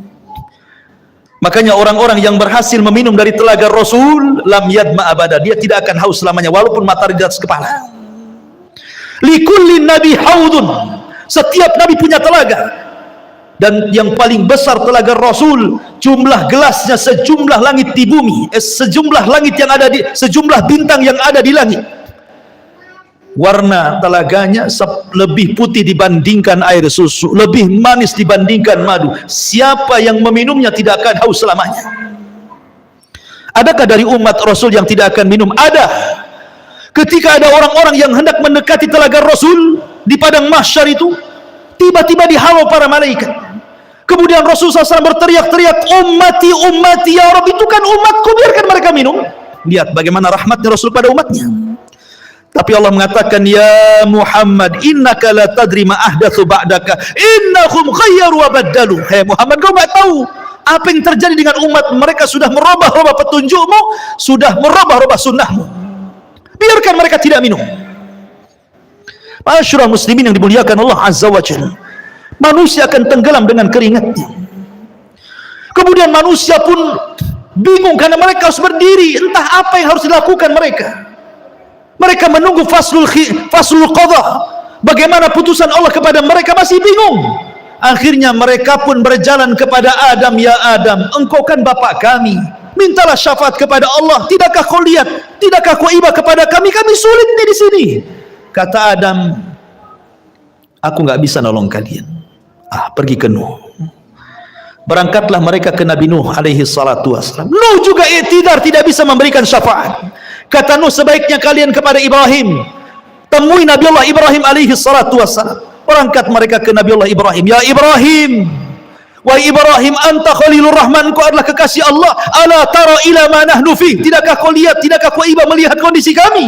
Kata Ibrahim, tidak, aku pernah berdosa 3 kali. Sebaiknya kau datang kepada Musa, temui Nabi Musa. Berangkat ke Musa. Kata Musa, aku juga tidak bisa karena pernah membunuh orang. Ke Isa saja, temui Nabi Isa. Isa tidak menyebutkan uzurnya, tapi datangi Rasul Muhammad sallallahu alaihi wasallam. Datanglah mereka kepada Rasulullah. Baru kata Rasul, ana laha, kan ku coba. Rasul sujud di bawah arsy Allah dengan sujud yang lama, sampai Allah datang dan mengatakan, irfa ra'saka ya Muhammad, angkat kepalamu wahai Muhammad. Qul tusma, katakan kau didengar. Sal tu'ta, minta kau diberi. Isfa tu syafa, minta syafaat kau diberikan syafaat. Ma'asyiral muslimin yang dimuliakan Allah azza wa jalla, kembali kepada proses hisab. Hisab ini ada 2 macam. Ada yang disebut dengan hisaban yasira, hisabnya mudah. Ada yang disebut hisaban asira, hisabnya sulit. Dan ada yang ketiga, tanpa hisab. Ada kelompok-kelompok yang tidak dihisab. Karena Rasulullah SAW pernah ditampakkan dari 70.000 umatnya, mereka tidak dihisab, tidak diadab, direct masuk surga. Kemudian ketika ditanya siapa mereka orang-orang yang tidak dihisab itu Rasul, kata Rasul, alladzina la yastarqun wa la yaktawun wa la yatatayyarun wa ala rabbihim yatawakkalun. Orang yang tidak minta diruqyah, tidak minta dikai besi panas yang digunakan untuk perobatan, dan tidak tatayur menjadikan sial dan hoki kepada sebuah benda atau suara, dan mereka senantiasa tawakal kepada mereka. Orang-orang yang masuk surga tanpa hisab dan adab, tidak akan dikumpulkan di padang mahsyar, direct masuk surga. Tetapi orang-orang yang hisabnya sulit dan orang yang hisabnya mudah tetap di padang mahsyar. Cuman mereka tidak sampai 50.000 tahun, tergantung hisabnya. Kalau hisabnya mudah sebentar saja, karena umat Islam, orang-orang yang beriman, hisabnya cepat. Allah hanya menghisab manusia itu setengah hari. Bagi orang-orang yang beriman, tidak sampai 50.000 tahun, setengah hari saja. Tapi setengah hari kehidupan akhirat, bila dibandingkan dengan kehidupan dunia, sama dengan 500 tahun. Karena Allah mengatakan, inna yauman inda rabbika ka'alfi sanatin mimma ta'udun. 1 hari kehidupan akhirat sama dengan 1000 tahun kehidupan dunia. Berarti setengah harinya 500 tahun. Dan orang yang beriman yang mendapatkan hisab itu hanya dari ba'da zuhur ke ba'da asar saja, setengah hari. Tapi setengah hari kehidupan akhirat, bukan setengah hari kehidupan dunia. Ya, 500 tahun juga. Makanya orang-orang miskin lebih dahulu masuk surga setengah hari dibandingkan orang kaya. Orang kaya nunggu dulu 500 tahun baru masuk surga. Orang miskin masuk surga. Kenapa? Pertanyaannya berat. Min aina iktasabahu wa fima anfaqahu. Dari mana kau dapatkan harta itu? Kemana kau belanjakan? Kan itu ya. Banyak pertanyaannya. Kos-kosan 5-5-nya ditanya. Kan itu ya. Antum punya apa lagi? Mobil 3 direntalkan, semua ditanya. Dari mana kau beli mobil itu? Kemana kau belanjakan? Semua ditanya. Akan ditanya semuanya. 1 hari antum belanja seberapa kali ke mall itu? Ditanya. Kan gitu. Emang nggak ditanya dibelanjakan? Semua ditanya. Ini makanan yang kita makan ditanya. Minuman yang kita minum ditanya. Makanya Allah mengatakan, falyangduril insan ila ta'ami. Hendaklah manusia melihat kepada makan yang dimakannya, karena semua akan ditanyakan. Allah mengatakan dalam Al-Quran, dalam surah Al-Hakumut Takatsur, la tus'alunna yawma idzin anin na'im. Akan ditanya pada hari kiamat itu semua nikmat yang Allah anugerahkan kepada kita. Ingat, hisab itu ada 2 cara. Orang yang berdebat dalam hisab celaka dia. pasti masuk neraka. Man nukisha fil hisab halak, kata Rasul. Orang yang melakukan perdebatan dengan Allah ketika hisab, celaka dia. Maksudnya apa? Allah akan mengatakan, dulu ku beri mata kau, sudah kau syukuri matamu? Jawab. Maka dia mengatakan, belum ya Rabb. Ya. Dulu kau beri telinga, itu sebagai amanah, kau gunakan untuk apa telingamu? Untuk maksiat kau untuk taat? Oh, untuk maksiat ya Rabb. Terjadi dialog. Ya, kalau terjadi munaqashah dialog seperti ini, celaka orang ini. Tetapi kalau yang kedua ini tidak terjadi dialog, dia hanya mengiyahkan saja kata Allah, bukankah dulu di bumi aku berikan begini? Iya. Bukankah dulu di bumi aku berikan ini? Iya, gitu saja. Dia enggak bantah. Maka Allah mengatakan, al-an satartuka wa ghafartu dzanabak. Al-an satartuka, sekarang kututupi dosamu, wa ghafartu dzunubak, dan kuampuni dosa-dosamu. Ini hisaban yasira namanya. Hisab yang mudah, hanya ditanya tapi tidak perlu jawab. Tetapi yang memerlukan jawaban sehingga terjadi munaqashah dialog antara Allah dengan kita, ini celaka orang ini. Ya, pasti binasa orang ini. Hisabnya sulit. Ketika semua sudah dihisab, maka datanglah mizan timbangan. Barulah timbangan. Faman thaqulat mawazinu fahuwa fi 'ishatir radiyah wa man khaffat mawazinu fa ummuhu hawiyah wa ma adraka ma hiya narun hamiyah. Siapa yang berat timbangan baiknya, maka dia dalam kehidupan yang diridai masuk surga. Tapi siapa yang berat timbangan buruknya, dipastikan masuk neraka. Ma'asyiral muslimin, setelah terjadi penimbangan amal, maka manusia mulai dikelompokkan tuh dengan sesembahannya masing-masing. Nyembah apa antum di bumi? Nyembah pohon, bersama pohon itu. Nyembah ular sendok, bersama ular sendoknya. Nyembah apa lagi? Batu, bersama batunya. Semua orang dikumpulkan dengan sesembahannya. Dan ketika orang-orang kafir, orang munafik, orang yang beriman sudah terkelompok-kelompok, maka Allah mengatakan, wasiqal ladzina kafaru ila jahannam zumara. Giring orang-orang kafir itu, masukkan ke neraka saja. Mereka tidak akan sempat meniti siratal mustaqim. Padahal Allah mengatakan, wa in kuntum illa wariduha, kalian pasti akan melewatinya. Tapi orang kafir direct masuk neraka, tidak ada lintas melintasi siratal mustaqim.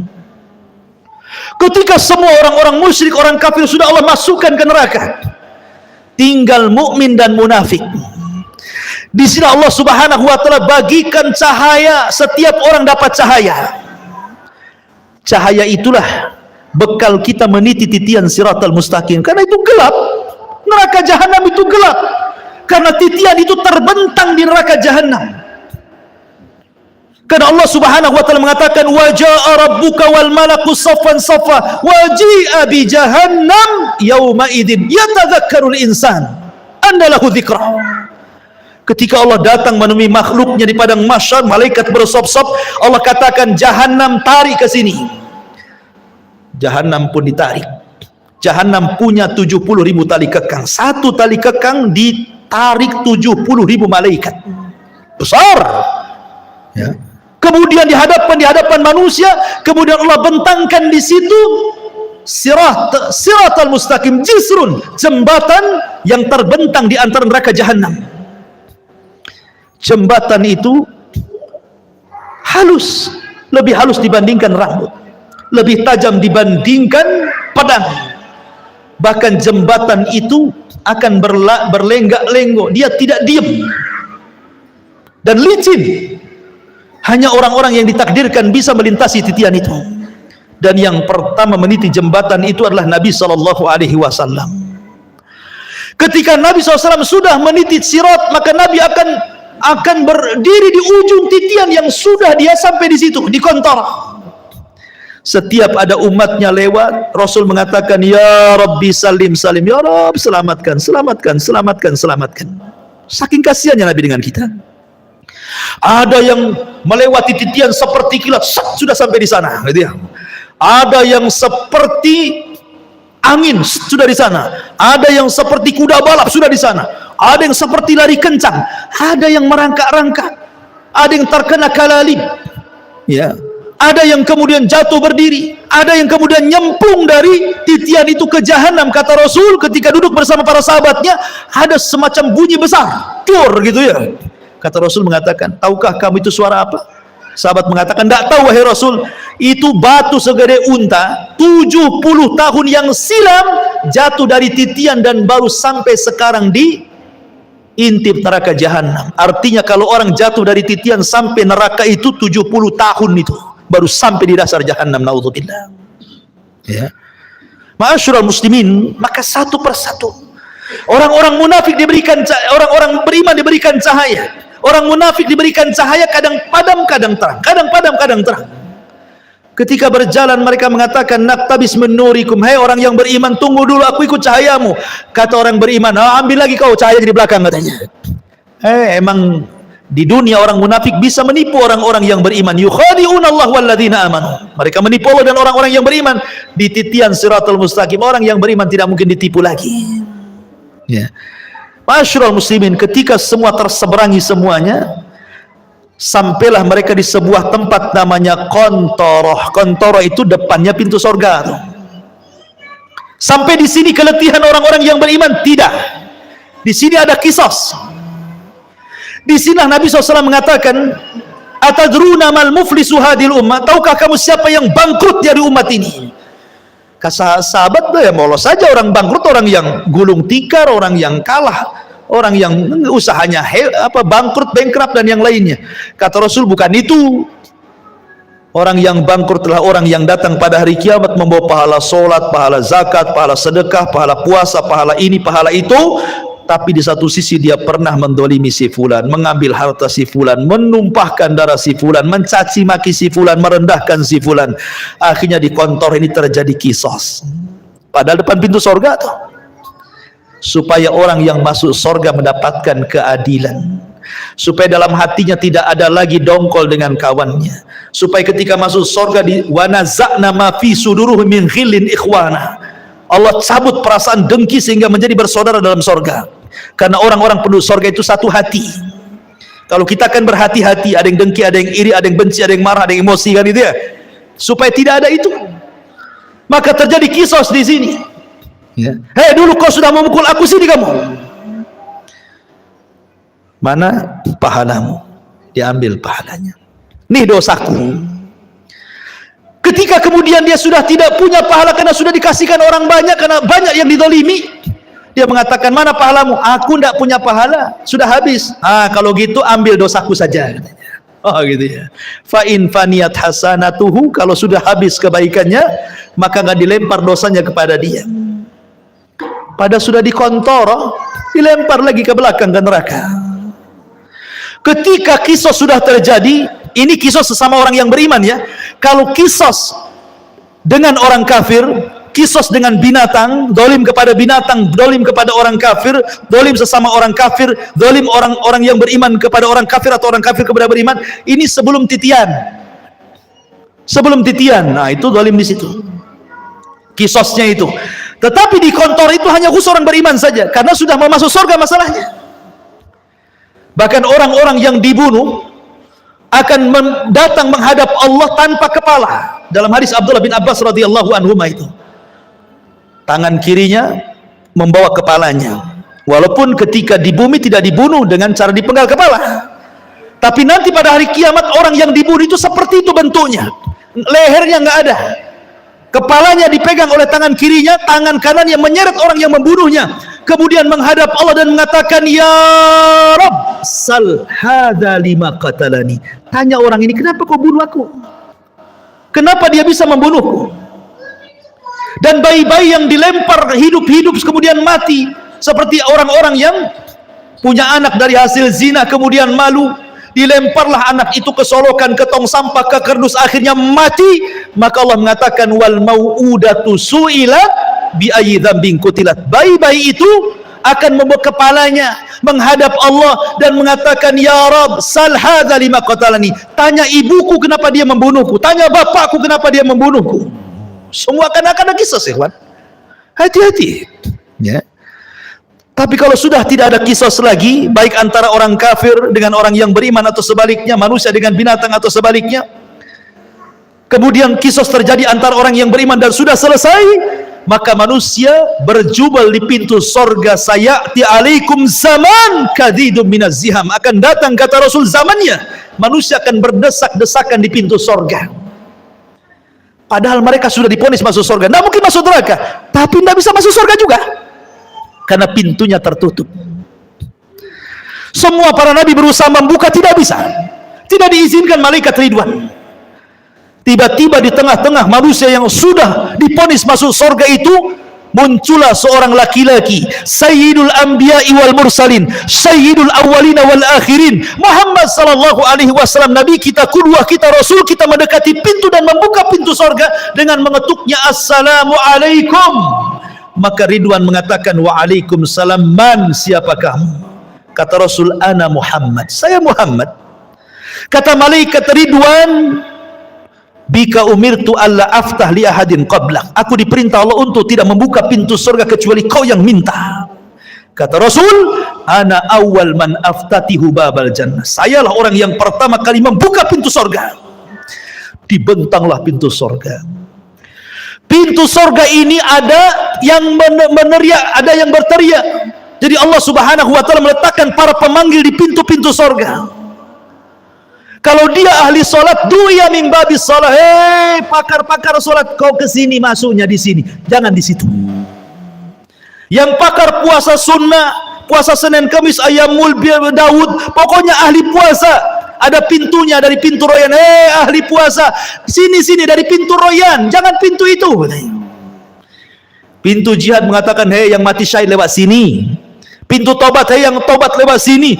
Masing-masing pintu itu menyeru kepada keahlian ibadahnya masing-masing. Dan sorga itu memiliki 8 pintu, berbeda dengan neraka 7 pintu. Kenapa?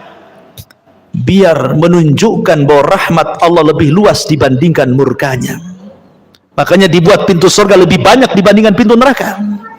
Karena Rasul mengatakan, Allah berfirman, inna rahmati wasiat ghadabi, rahmatku lebih luas dibandingkan murkahku. Ma'asyiral muslimin, ketika ada orang yang berdiri di pintu surga, dia berdiri nih, dia nggak mau masuk surga. Kata Allah, udkhulul jannah bi rahmati, masuk ke dalam surga dengan rahmatku. Orang ini mengatakan, ya Rabb, oh enggak, saya enggak mau masuk surga dengan rahmatmu ya Rabb. Kalau masuk surga karena rahmatmu itu bagi orang yang melakukan dosa kemudian bertobat, kau kasih sayangi dia, akhirnya kau katakan masuk dengan rahmatmu. Aku ini enggak pernah berbuat dosa, aku ingin masuk surga dengan amalanku. Wow, dia merasa bangga dengan amalannya, karena aku enggak pernah berbuat dosa, masukkan aku dengan amalanku, katanya. Baik, kata Allah, hitung amalan berapa. Dihitung amalannya, rupanya amalannya tidak sebanding dengan satu nikmat yang Allah berikan, nikmat penglihatan. Karena amalannya lebih banyak daripada melihat. Karena takut dia tidak bisa masuk surga dengan amalannya, kalau gitu, ya Rabb, masukkan aku dengan rahmatmu ke dalam surga, katanya. Ya, karena masuk surga itu karena rahmat Allah. Kata sahabat, wala anta ya Rasul, termasuk engkau wahai Rasul, termasuk saya. Allah masukkan saya ke surga karena rahmatnya. Tapi Allah masukkan ke neraka karena keadilannya. Ma'asyiral muslimin yang dimuliakan Allah subhanahu wa ta'ala, ketika kemudian penduduk surga masuk ke dalam surga, kemudian malaikat surga mengatakan, salamun alaikum bima sabartum fa ni'ma uqbaddar, keselamatan bagi kalian wahai penduduk surga. Pertama kali tahiyatus salam, salamun qaulan mir rabbir rahim. Allah pun mengucapkan salam. Orang-orang tertentu saja mendapatkan salam di dunia itu, seperti Khadijah, istri Nabi. Kata Nabi SAW, Rabb dan Jibril menitipkan salam kepadamu ya Khadijah. Wah, tidak semua dapat salam dari Allah dan malaikat Jibril itu, hanya orang-orang tertentu seperti Khadijah, karena Rasul yang mengatakan Allah dan Jibril menitipkan salam. Tapi orang masuk surga semua akan dapat salam dari Allah, salamun qaulan mir rabbir rahim. Ya, mereka dapat salam. Dan salam itu artinya selamat, karena di surga tidak ada aib. Di sorga itu selamat semuanya, tidak ada orang yang lisannya kotor, tidak ada di sorga itu. Tidak ada tukang gibah, tukang gunjing, tukang caci, tukang maki, tukang merendahkan, tidak ada. Tidak ada yang dendam, tidak ada. Sampai kepada istri-istri tidak ada cemburu kalau antum bersama bidadari, karena semua jadi selamat semuanya. Selamat aib, dari aib selamat. Antum tidak kencing, antum tidak berak, antum tidak meludah, antum tidak mengeluarkan dahak, antum tidak ada congeknya, bahasa gitu. Pokoknya selamat badannya. Sampai-sampai ditanya Rasul, kalau hari-hari makan minum, cemana beraknya, cemana kencingnya? Kata Rasul, berak dan kencingnya dengan keringat, dan keringatnya seperti minyak misi, itulah berak dan kencingnya penduduk sorga, katanya. Wah, luar biasa.